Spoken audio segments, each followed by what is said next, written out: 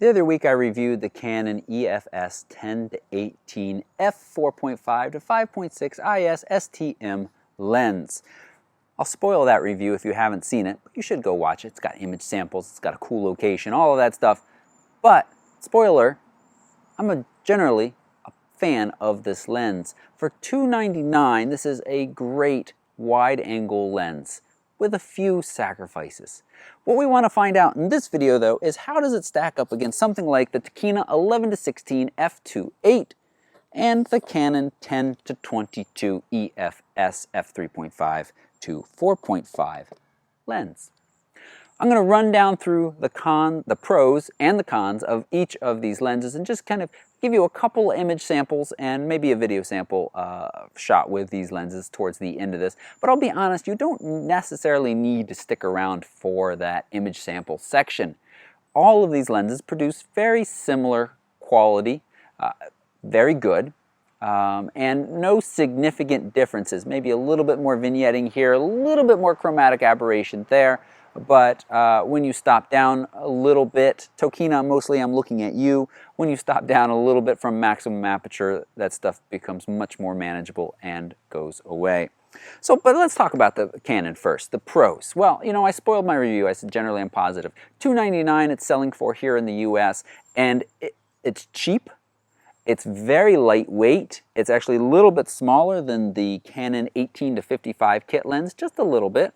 And it gives you a great wide angle range from 10 to 18.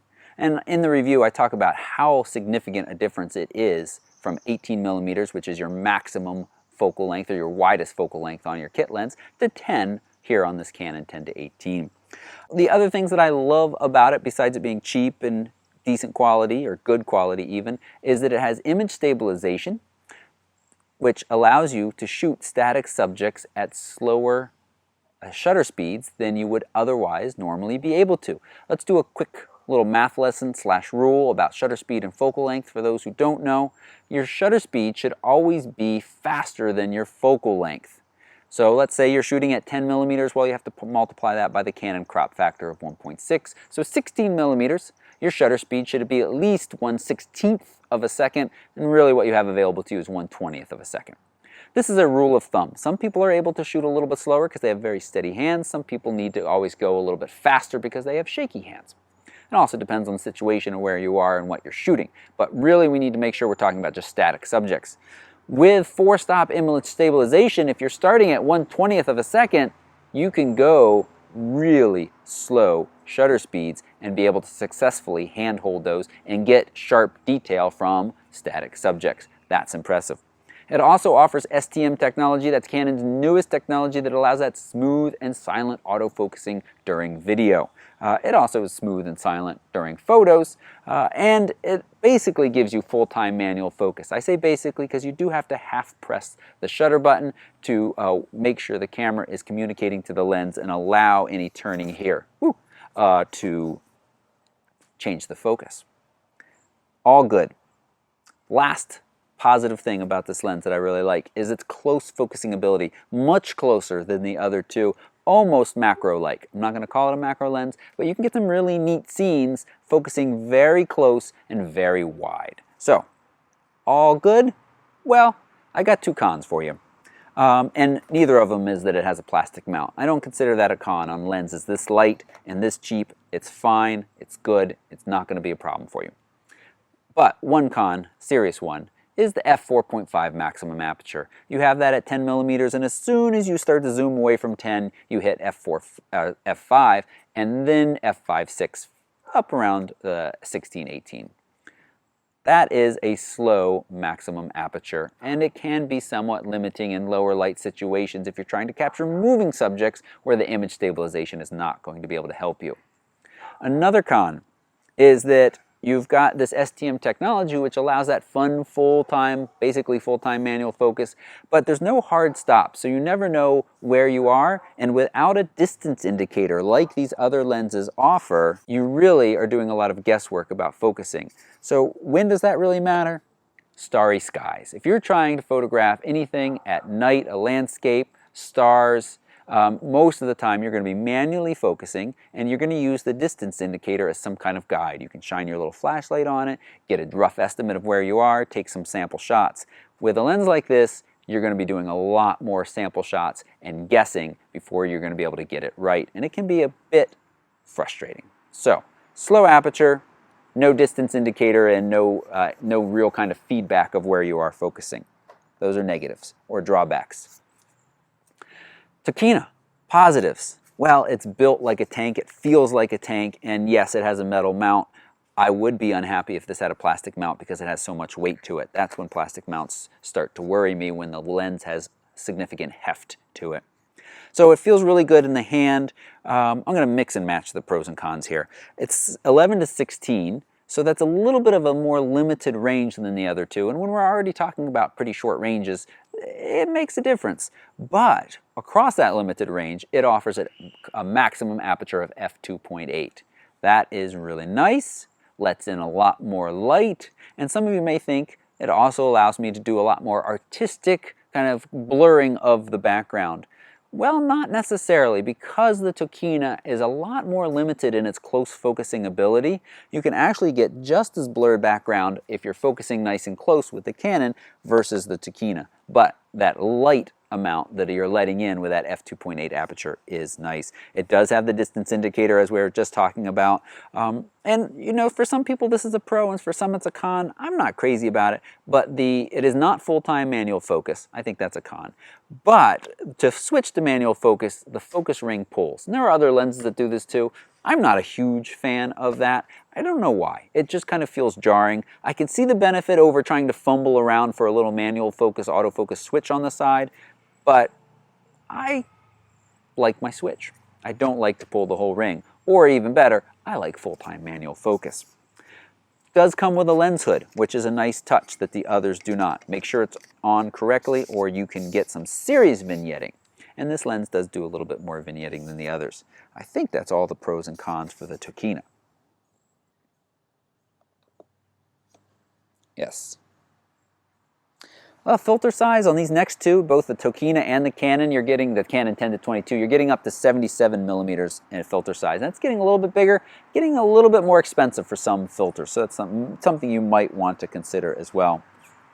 So let's talk a little bit about the Canon, which is currently mounted on the 70D, and that's where I did most of my testing. It's a 10 to 22, the biggest range of all three of them, and as I mentioned with the Tokina, when we're already talking about a pretty small range, slightly bigger is better. It is USM ultrasonic motor. That doesn't mean silent, but it means quick and snappy, and it does have a focus indicator right underneath the focus ring. Also, USM means it's full-time manual focus. Almost all lenses that are USM are also full-time manual focus, with just a few exceptions. So even though you do an autofocus manual focus switch right here, you do not have to switch it to have manual focus abilities to it. It opens up a little bit wider at 10 millimeters. It's f3.5 and stays fairly wide, f4.5 when you get out there to 22 millimeters. But its biggest con to me is, what does it offer that the other two don't? Yeah, why would you buy the Canon, save and get the little 10 to 18, or go ahead, if there's certain features that you like on the Tokina, like the distance indicator and the f2.8 constant aperture, then go for the Tokina. So the Canon's really kind of left out in the cold there. Not a whole lot of reason to go get it. Let's take a look at a couple of image samples and then we'll come back. Before we start comparing some images, let's real quick just look at a couple of images that showcase, I think, how fun wide-angle lenses can be. This one captured this kind of sweeping vista down to the reservoir in the background and the green mountains. But it can also illustrate that wide-angle lenses aren't always the best to capture scenery with mountains in it, because they become so distant, they start to get a little on the puny side. But I still think this is kind of a nice vista. Another fun thing, getting really low and being able to shoot up very wide so that these were kind of spaced out flowers. They weren't very clumped together, but because I was shooting at 10 millimeters, kind of pulls them all in right above the lens. Another quick shot that showcases just how wide these are. I was standing just about a foot away from the corner of this normal house, nothing funny here, and you can see that at 10 millimeters you can capture all of it. I mentioned the image stabilization built into that 10 to 18. It is the only one of the three that offers that, and it is impressive image stabilization. Handheld this shot at 1/4 of a second. That was long enough to get the silky smooth water, but the non-moving bits are in sharp detail. It's been cropped square to be on Instagram, which you can follow me on Instagram right down below this video. Here's another example where I handheld at 1/6 of a second. And this is a good example of how that doesn't help with non-static subjects. So just like the water, these people are moving, and at 1/6 of a second, you're getting a little bit of motion blur on people and marshmallows. Now, this is the smarter version of image stabilization that Canon offers, and that is it will recognize when you're doing a panning shot automatically and adjust for that. So that is somewhat moving subjects. Well, obviously there are moving subjects that it can help with, but you still have to watch your shutter speeds when you're getting down there. I also mentioned the really close focusing abilities of the 10 to 18, and we'll compare those in just a second. But here's an example of a little red F that I could get just a few inches away from shooting at f5 at 10 millimeters. Now, here we go. The Tokina 11 to 16 at f2.8. And this is as close as it can get at 16. And at 11 millimeters, this is as close as it can get to the camera, the subject right here. Let's compare that versus the 10 to 22. Here's the 10 to 22 as close focusing. So there we go. 10 to 22 on the left, 11 to 16 on the right. Now let's switch that 11 to 16 to the 10 to 22, the 10 to 18 at 10. And you can see that the 10 to 18 is capable of significantly closer focusing than the other two. And now if we look at 18, so the same lens at 18 millimeters on the left, 10 millimeters on the right. Macro-like capabilities. Okay, let's go inside real quick. And one of the groups that I think this lens is great for is realtors. This is a very affordable, very easy way to get your nice wide shots inside. Here we are at 10 millimeters, f3.5. This is with the 10 to 22. Let's make sure that's unselected. And first thing I want you to notice as we move forward from 3.5 to 5.6 to 8, I think it is the vignetting, the changes there. This picture is going to look like it's going to get brighter. It's not actually getting brighter. The exposure in the center part of the image is staying fairly constant.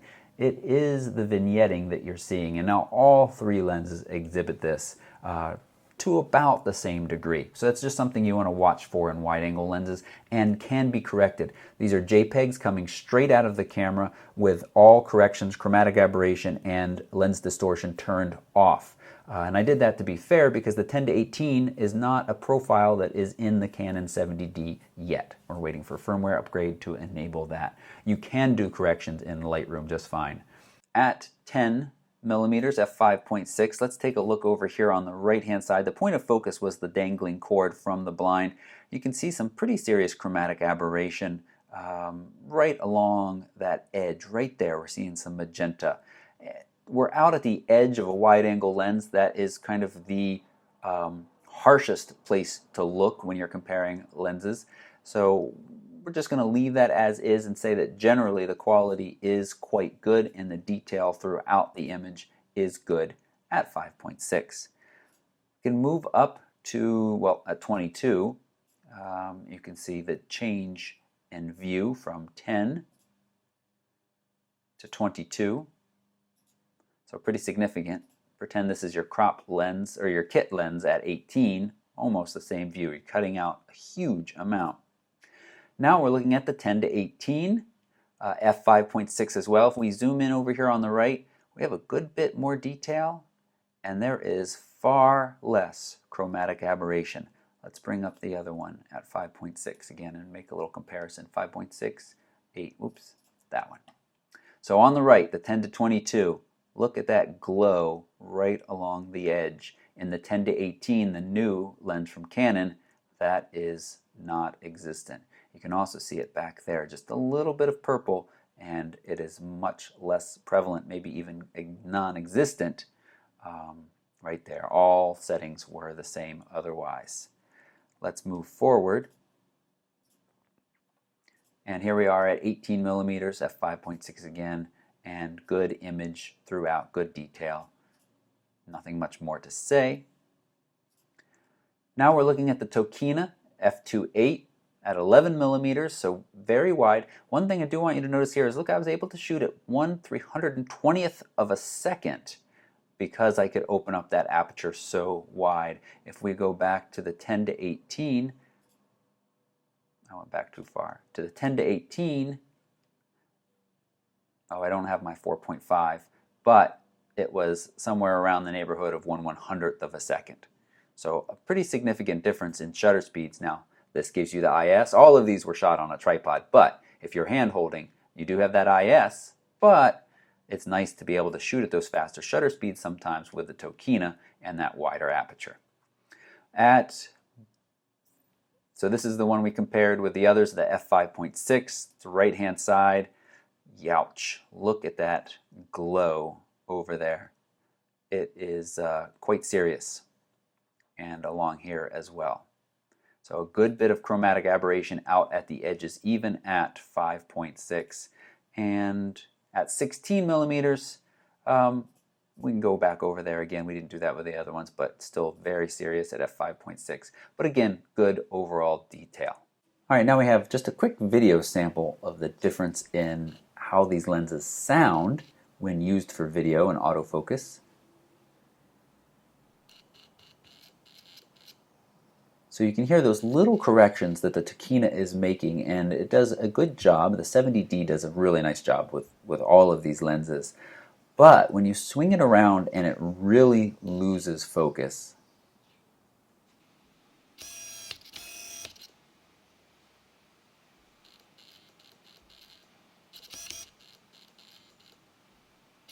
you can really hear that that's fairly significant noise. The little corrections, they would be fine. You wouldn't hear those in normal use. Let's switch over to the Canon now. And you do have to watch closely because the Canon is focusing.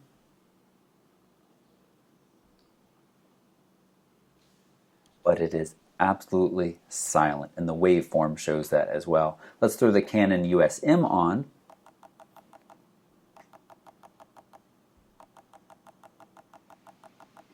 And it might be a little bit worse than the Tokina was, but it also does a better job of kind of being quiet. So I really think it comes down to the Canon 10 to 18 or the Tokina 11 to 16. Which you buy is really dependent on the feature set that you're looking for.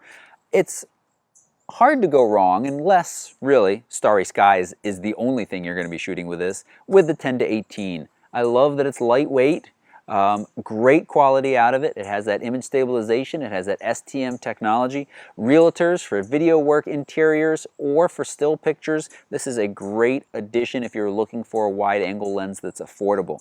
$299. Very nice. The Tokina comes in at about $599 and offers that f2.8 maximum aperture and the distance indicator, built very solidly, and has been my pick for a long time as the wide angle lens to get. But I think I'll be more often recommending the Canon 10 to 18 these days. If you've got any questions, I know this was just 3 wide angle lenses. There are others. There's the Rokinon, Samyang, Bauer primes. Those are manual focus only, and primes, but they do offer excellent image quality for the price. There is the Tamron 10 to 20 and the Sigma 10 to 20, or actually Tamron's a little bit longer, Sigma's 10 to 20. They're okay. I lump them in with the Canon. I don't see any reason to buy those over the Tokina or the Canon 10 to 18. But you can certainly leave a comment down below and I will do my best to answer the good ones. Or if you think it's extra good, come on over to Facebook and join our fun page over there. There's a link to that right down below. If you appreciated this kind of review, the easiest way to thank me is subscribe. If you plan on purchasing something I just talked about today, please use my links to B&H. I earn a small percentage of that, and that's a way that I can continue to make videos like this. Thanks so much for watching. Goodbye.